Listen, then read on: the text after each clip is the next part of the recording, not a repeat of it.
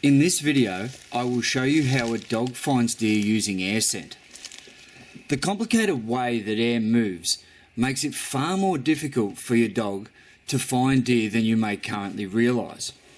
Sure, when air scenting conditions are perfect and a deer is very close, a dog can make it look easy.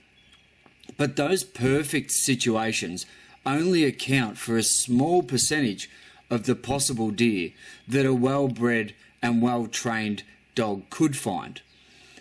Most of the deer that a dog could find are initially only smelt for a few seconds or so before a dog loses that scent. As the hunter, you can easily miss the dog's brief indication or decide that the terrain where the dog indicated was too difficult and continue walking past the deer. This teaches the dog to ignore scent, which is effectively untraining your deer dog. That is why I train dogs to hunt as a team with me. And I want them to show initiative, exploring scent as they feel they need to. This takes away a lot of my potential handling error. I have to remind myself sometimes that the dog knows how to smell better than I do, and I need to let it work.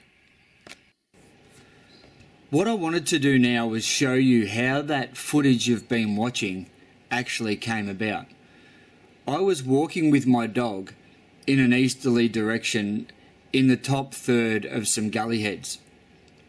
The thermals were operating reasonably well, and any scent was moving directly up the hill face that any deer was on. There was a slight swirling of the breeze, and the dog got faint scent where I was walking that there was a deer to the northwest of us. The dog then, using its initiative, moved away from me approximately 80 metres and got into the scent cone of the deer where the thermals were operating beautifully for the dog. It then moved down the hill face approximately 20 to 30 metres and locked on full point as it had identified that the deer was moving in some thick cover below. If you already have a deer dog, then you have probably seen it air scenting and moments later act like it never smelt anything. This is very typical because air scent is broken up and weakens as the air movement bounces scent over vegetation in hilly terrain.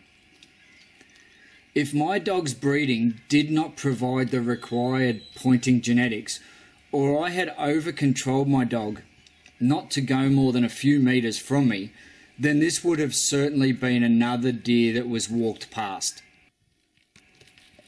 This is why, in my dog breeding goals and deer point dog training program, I put so much emphasis on a dog ranging out, approaching deer slowly, and pointing for long periods of time.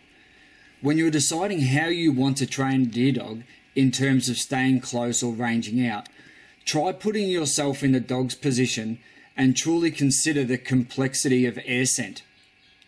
Imagine every time you smell something and start trying to find it, there's a voice or leash making you come back and stay here. Eventually the dog will link the stay close demands of a hunter as more important than the deer scent. Was our goal to have a dog that is extremely well controlled or one that finds us a lot more deer? So if you want a deer dog to find deer for you at this level of effectiveness, please get in contact with me via my website.